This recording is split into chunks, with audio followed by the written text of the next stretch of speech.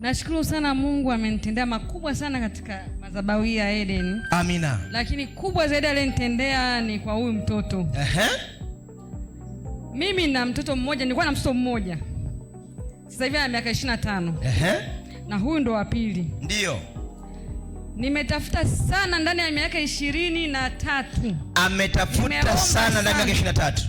Nimeomba sana. Ndio. Nimefunga tatukavu sana.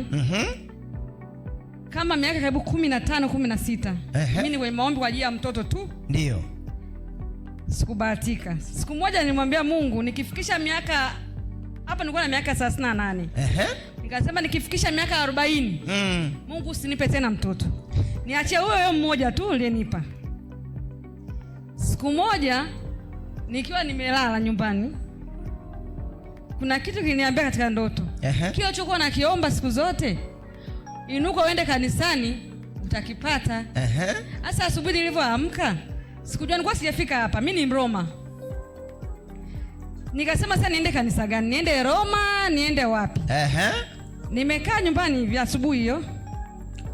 Nataka kujiandaa, lakini roho inasita, nguvu zinaniisha. Kitu kingine nasema inuka nenda. Nenda kanisani, lakini sijui ni kanisa gani naenda. Ndio. Nikajiandaa, lakini uweze amini, nilitoka nimegeuza na nguo na viatu, nilivaa ndala sawani. Nikatoka nikafika njia panda, maeneo karibu na nyumbani kwangu. Nimesimama sasa njia ya kwenda Roma na huku, lakini sasa sijui niende kanisa gani. Nikajikuta tu mimi nimeongoza moja kwa moja mpaka hapa. Wow, makofi kwa Bwana Yesu. Nilipoingia mlangoni hapo tu, kulikuwa bado hata mchungaji hajapanda. Kulikuwa na watu wachache sana. Tumbo langu lilitetemeka sana, likatetemeka sana. Nilikuwa nimekaa kwenye kiti. Na sehemu niliyekaa hiyo hapo ndio sehemu yangu kubwa, siku zote sijaitokaga, ndio maana nikaaga. Sehemu ya muujiza wake.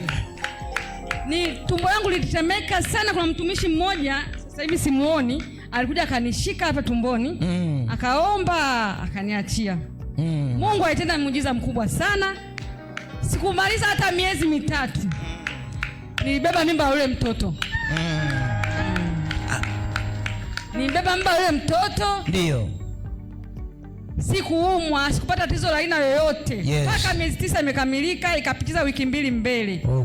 Nikaa naumwa.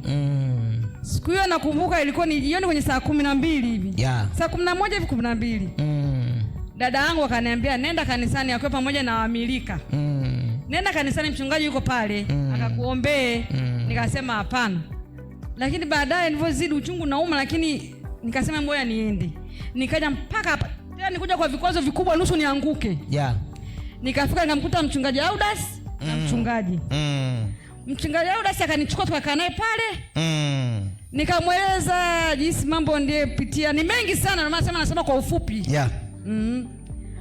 Akaniombea ni kawaida sana, lakini nafsi yangu mpaka niombea kawaida sana. Akanifanyia mazoezi, nikatembea pale, nikarudi, nikaenda, nikarudi kama mara 5 hivi. Akasema nenda kaonana na mchungaji. Mchungaji kama amekaa eneo la pale, nikaenda. Mchungaji naye hakuniombea nilipomweleza, hakuniombea kile ni. Akaomba tu akasema ikifikapo kesho mida kama hii utakuwa hospitali. Na mchungaji Audas ananiambia ukiuma uchungu usizidi masaa 3. Basi kwa imani yangu nikasema nimeyapokea, naondoka. Lakini nikasema ameniombea kikawaida sana. Lakini nafsi nasema hivi pokea. Mimi nikarudi nyumbani kweli. Kufika nyumbani kuanzia saa 2. Nikaa nauma uchungu wa kawaida, lakini nilipofika saa 12 alfajiri. Niliuma uchungu wa ajabu ndani ya masaa 2. Wangenichelewesha kidogo ningejifungulia kwenye gari. Kwa hiyo masaa 3 hayakufika na masaa 2 yalitimia na nikajifungua mtoto, ndo huyu hapa. Pigie Bwana Yesu makofi. Huyu ndo Devina wa Eden. Amen. Natokea nimejifungua. Nasema kweli mimi nilianguka. Shetani alinishika sana. Nikaa kanisani sifiki. Ila yeye siyemwacha kanisani hata siku moja. Na muandaa asubuhi anakuja na wenzi, lakini mimi siji. Na muandaa asubuhi anakuja na wenzi, lakini mimi siji. Mpaka tu mwezi uliopita huu kuna vitu vimenitokea, ikabidi nirudi kanisani. Msio mnasubiri vitu vitokee, mnakuja tu nyumbani mwa Bwana. Hapana. Yaani sio vitu vya kusema labda majaribu ya matatizo, hapana. Sawa. Kuna ndoto niliota, siku ambayo naota hiyo ndoto, kesho yake watumishi wa Mungu walikuja nyumbani kwa dada yangu. Wakanikuta pale. Wakaniambia mchungaji anakuuliza karibu siku 2 nzima uonekane kanisani. Una matatizo gani? Ikabidi niwaeleze ile ndoto. Wakasema inabidi ufanye haraka sana na hiyo ulichokuwa umeumbishwa ambio ukifanye na urudi kanisani. Na kweli kuanzia hapo nikasema narudi kanisani. Na nimerudi. Na hata hii wiki iliyopita ndio niwakuja jioni, hizo ibada za jioni. Hicho kitu nilichoambiwa na Mungu nikifanye kwa ajili ya watu 3 ambao ni ndugu zangu na watoto wa dada yangu 2. Ni mdogo wangu mmoja na watoto wa dada yangu 2. Nimefunga siku 3 masaa 72 bila kula chochote, hata mswaki sikuweka mdomoni. Labda maji yasi yakadondokea, sikuweka hata mswaki mdomoni. Ndio. Nikaa nakuja ibadani jioni mpaka nikatimiza zile siku zote takiwa. Yes. Nasubiri matokeo, Mungu atakayetenda waje watoe ushuhuda wenyewe. Amen. Naamini ndio Mungu, mji wa Bwana Mungu atanitendea makubwa zaidi. Amen.